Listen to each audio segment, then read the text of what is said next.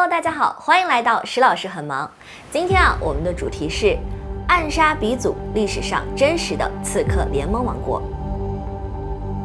他们176年间不耕种、不征战、不生产、不通商，国家赚钱的主要手段只有一个：暗杀。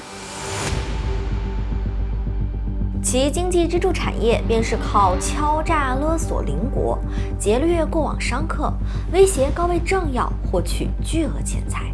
更可怕的是，他们不是虚构的，是活跃在700多年前的木兰王朝。这位木腊夷王朝究竟有多恐怖呢？举个可爱的小例子，你是周边某国的一位伯爵，某天正携妻儿在景色宜人的山林里度假，突然一群面目模糊的白衣仆从拦住了你们的去路，你还没反应过来，就被带入一座漆黑的地堡。地堡的主人说：欢迎欢迎，来做客，请你来吃晚餐，也不管你想不想吃，直接上前菜。第一道菜是10几位白衣仆从从山谷当中一跃而下，在你全家面前摔得血肉模糊。这道前菜的名字叫做忠诚。地堡主人看到你惊愕的神色，露出了满意的微笑，问你想不想吃第二道菜，并告诉你这样的死士他们有7万多个。再比如说，你是邻国的一位王子，然而一天早晨醒来，正准备去吃个 brunch， 却赫然发现自己的枕头旁边有一把匕首和一张纸条，纸条上写道：你的生命在我的掌握之中，但我决定先饶你一命。你吓坏了，急忙环顾四周，发现你的守卫军们神色镇定，房间内也毫无异常。你瞬间明白了这意味着什么。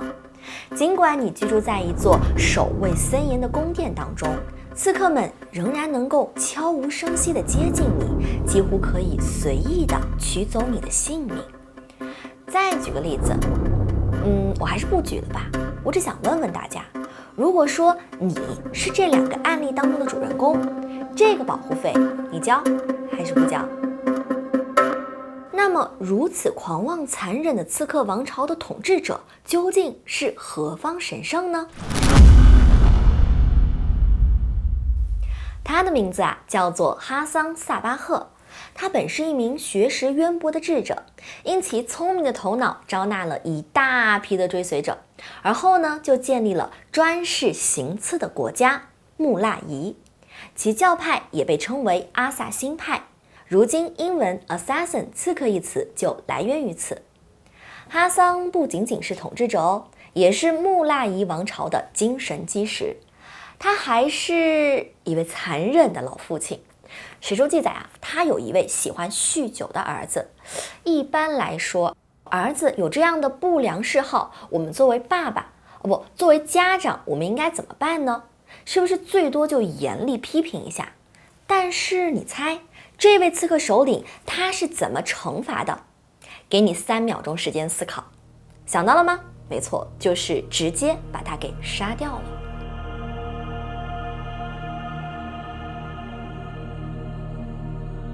从对待儿子的态度，我们也能够推断出来，他的统治模式可以说是非同一般。那为什么木腊夷王朝的刺客们不仅暗杀技术高，其忠诚度也如此之高呢？首先，他们很早就开启了托管式的精英培训模式。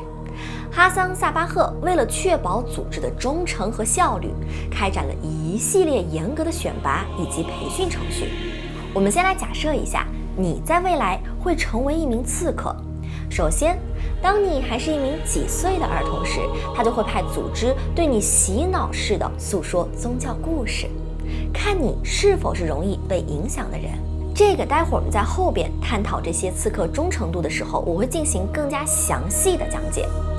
其实你知道哈桑真的很精明，毕竟几岁的小孩子在听故事的时候，谁有判断力呢？接着你注意了，作为新兵需要经历严格的宗教学习，以确保你能够深入理解并信仰他所推崇的教义。接下来呢，你会进入更加严格的军事训练，学习潜伏、伪装、毒药制作以及近战技巧。这样，从技术程度上，你就成为了一名合格的刺客。但是，光有技术还不够，你还得无限忠诚。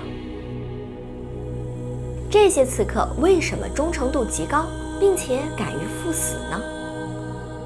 这是因为死亡对他们而言并不可怕，甚至还有点小激动呢。为什么呢？因为除了严格的培训，哈桑还利用了一种独特的沉浸式天堂体验仪式。据说当训练者在某种麻醉药物的作用下昏睡之后，他们会被秘密地带到一个设计得像天堂一样的地方。这不是统治者的画饼或者幻想哦，这是一个实实在在的被人造出来的天堂。那里有满是葡萄酒、牛奶、蜂蜜的宫殿，有你能所想象到的最美的亭台楼阁。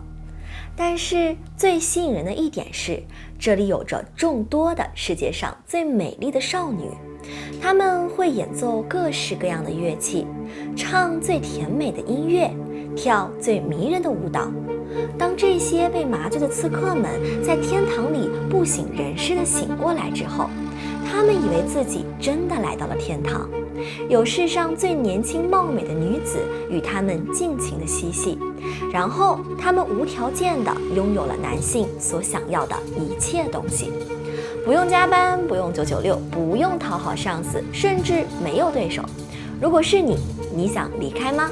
给你0.5秒钟思考，多犹豫1秒都是对灵魂的不尊重哦。其实这些刺客们，他们也是这样想的。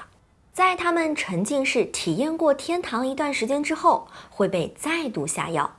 当这些人醒来，他们对现实生活当中的一切都感到非常的不满意，并且对于天堂的存在，从此以后是深信不疑的。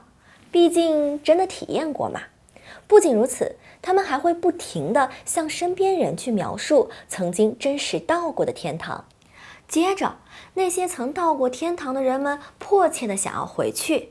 机会来了，领导者哈桑会告诉他们，想要再次回到天堂，那你需要付出的代价是继续为他工作，完成刺杀目标，并且死于战斗当中，他们才能再次回到那个天堂。所以刺客们对于赴死这件事儿根本不感到害怕，甚至感到了一定的光荣与向往。这种方法极大地加强了他们对哈桑的忠诚度。